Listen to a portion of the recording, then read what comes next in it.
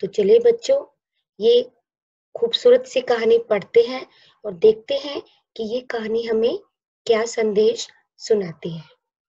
तो आओ बच्चों, शुरू करते हैं हमारी कक्षा। पाठ 2, मेहनत का कमाल।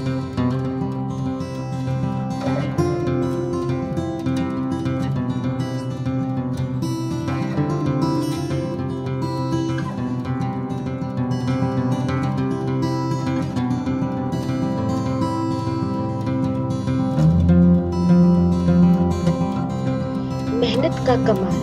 बच्चों, इस कहानी में हम पढ़ेंगे एक उस लड़के के बारे में जो कि हर विषय में बहुत होशियार थी, परंतु गणित विषय में बहुत ही कमजोर थी। परंतु उसने अपनी मेहनत और निरंतर अभ्यास से वह गणित में सर्वोच्च स्थान प्राप्त करती है। तो बच्चों, विस्तार से जानेंगे पाठ पढ़कर। तो चलिए शुरू करते हैं हम अपना।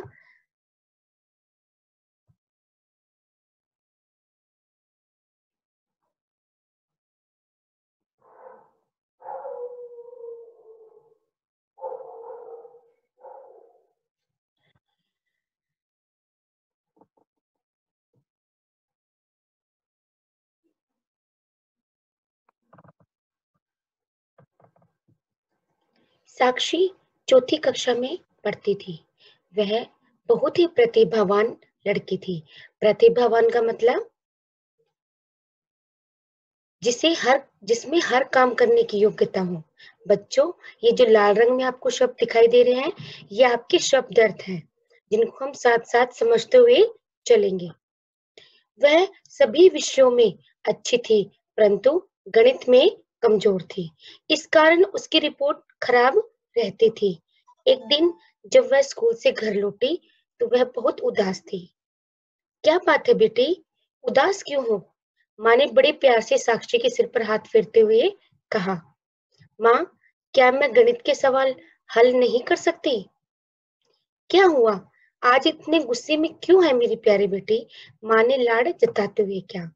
यहाँ पे हमने पढ़ा कि एक दिन जब साक्षी स्कूल से लौटती है तो बहुत उदास होती है। तो जब उसकी माँ ने उसकी उदासी का कारण पूछा तो उसने कहा कि माँ, क्या मैं गणित के सवाल हल नहीं कर सकती? तो उसकी माँ ने प्यार दिखाते हुए, लाड जताने का मतलब होता है प्यार दिखाते हुए, कहा कि आज मेरी बेटी इतनी गुस्से में क्यों है? तो लाड पाते ही साक्षी फूट फूट कर रोने लगी। जैसे उसने माँ को प्यार से देखा, उसको वह साक्षी फूट फूट कर मतलब जोर जोर से रोने लगी और बोले, माँ, कक्षा में मुझे सब फिसड्डी कहते हैं। बच्चों, फिसड्डी का यहाँ पे मतलब है कमजोर। फिसड्डी का क्या मतलब है? कमजोर, जो असफल हो, जिसको काम करने में बहुत दिक्कत आए। वो बोली, माँ, कक्षा में मुझे सब फिसड्डी कहते हैं और अगले महीने मेरी वार्षिक परीक्षा है। वार्षिक मतलब साल में एक बार होने वाली। अगले महीने मेरी वार्षिक परीक्षा है। मुझसे गणित के सवाल हल नहीं होते, इस वजह से मुझे खराब अंक मिलते हैं। वो अपनी माँ से कहती है कि माँ, अगले महीने मेरी वार्षिक परीक्षा है और क्योंकि मुझसे गणित के सवाल हल नहीं होते तो मेरे सबसे कम नंबर आते हैं, इसकी वजह से मेरी रिपोर्ट खराब रहती है, तो मैं कल से स्कूल नहीं जाऊंगी। माँ जानती थी कि उसकी बेटी परेशान है, उसे उसकी परेशानी का हल तो सुझाना ही होगा। माँ ने देखा कि उसकी बेटी बहुत परेशान है, तो उसने साक्षी से कहा, बेटी, हमें कभी भी आशा नहीं छोड़नी चाहिए। यहाँ पे आशा का मतलब उम्मीद। वो अपनी बेटी को कहती है कि बेटी, हमें कभी उम्मीद का दामन नहीं छोड़ना चाहिए। हमें दूसरों की बातों से परेशान नहीं होना चाहिए। कोई आपको कुछ भी कहे, लेकिन आपको हमेशा अपने काम पर ध्यान देना चाहिए, न कि उनकी बातों से परेशान होना चाहिए। और उनकी सोच बदलनी चाहिए। जो आपके बारे में ऐसा सोचते हैं, उनकी सोच को बदलना चाहिए। तो माँ की बातों से साक्षी को थोड़ी हिम्मत मिली। हिम्मत मतलब साहस। उसको थोड़ी सी मतलब हिम्मत आई उसके अंदर। किससे सुनकर? अपनी माँ की बातों को सुनकर। उसने कुछ देर सोचा और अपने कमरे में चली गई। इधर माँ भी साक्षी को लेकर थोड़ी परेशान थी। वे भी चाहती थी कि साक्षी गणित में होशियार हो जाए। तो बच्चों यहाँ पे साक्षी और माँ के बारे में जो बातचीत हुई है उसके बारे में बताया गया है कि माँ अपनी बेटी से कहती है कि उसे कभी आशा का दामन नहीं छोड़ना चाहिए, उसे अपने काम पर ध्यान देना चाहिए, दूसरों की बातों को सुनकर परेशान नहीं होना चाहिए। तो देखो बच्चों आगे क्या होता है।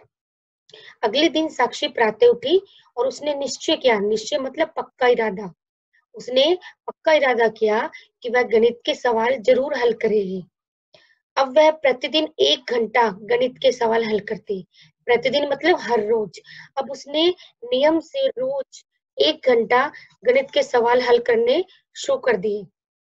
जब उसकी सहेलियों को इस बारे में पता चला, तो उन्होंने भी साक्षी की सहायता करने का निश्चय किया। जब सहेलियों को इस बारे में पता लगा, तो उन्होंने क्या किया, साक्षी की सहायता करने का निश्चय किया। वे उसे प्रोत्साहित करती, प्रोत्साहित का मतलब उसका उत्साह बढ़ाती, और जब कभी वह सही सवाल करती तो उसकी प्रशंसा भी करती। प्रशंसा मतलब तारीफ, यानी कि वो उसका उत्साह बढ़ाती कैसे, उसकी प्रशंसा करके। कौन, उसकी सहेलियां। इतना ही नहीं, जब वे देखते कि साक्षी गणित के सवाल कर रही है तो उसके साथ साथ स्वयं भी सवाल हल करने लगती। यानी कि उसकी साक्षी की जो सहेलियां थी उन्होंने भी साक्षी का साथ देना शुरू कर दिया। उनकी इस आदत के फलस्वरूप, फलस्वरूप का मतलब परिणाम, कि उनकी इस आदत के परिणाम स्वरूप क्या हुआ, साक्षी की गणित के सवालों को हल करने की गति, गति मतलब चाल, तेज हो गई। कि वो रोज जब अभ्यास करती तो नतीजा क्या निकला, नतीजा ये निकला बच्चों कि जो साक्षी गणित के सवाल हल करती थी उसकी स्पीड तेज हो गई, काम करने की गति तेज हो गई। वह तेजी से सवालों को हल करने लगी। उसने जी तोड़ मेहनत की, जी तोड़ मतलब दिन रात एक करके खूब मेहनत की।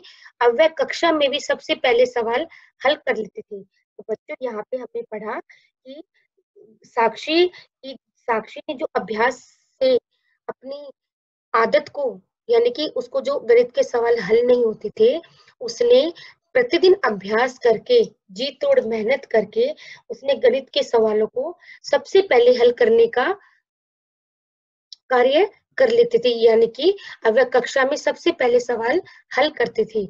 और ये किससे संभव हुआ, ये हुआ उसकी निरंतर मेहनत और अभ्यास से। उसके बाद हम पढ़ते हैं बच्चों कि जो बच्चे उसे कक्षा में फिसड्डी कहकर चिढ़ाते थे, यानी कि जो बच्चे उसके उसकी बुराई करते थे, उसको चिढ़ाते थे, वे साक्षी को देखकर दांतों तले उंगली दबाने लगे। दांतों तले उंगली दबाना एक मुहावरा है जिसका मतलब है हैरान हो जाना। तो यहाँ पे हम समझेंगे कि वे साक्षी को देखकर हैरान रह गए कि जो लड़की इतनी कमजोर थी आज वो एकदम से इतनी होशियार कैसे हो गई। बस यही वो हैरानी से सोचते रहते। साक्षी की सफलता की आशाएं मजबूत हो गई, और साक्षी जो कि सफलता पानी चाहती थी उसकी सारी आशाएं मजबूत हो गई।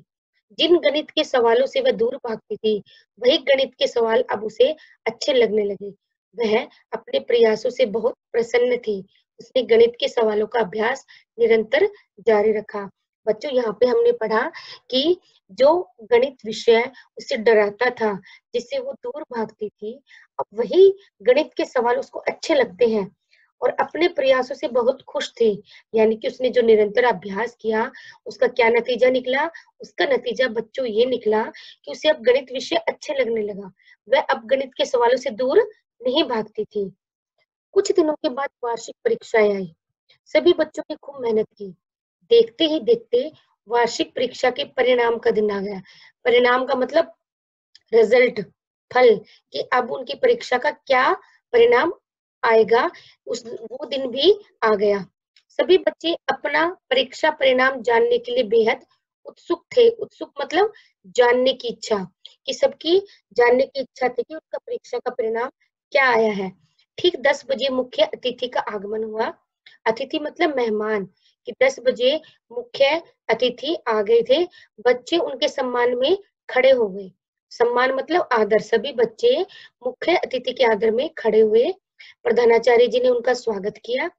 इस अवसर पर, अवसर मतलब मौका, इस मौके पर कुछ सांस्कृतिक कार्यक्रम भी आयोजित किए गए थे।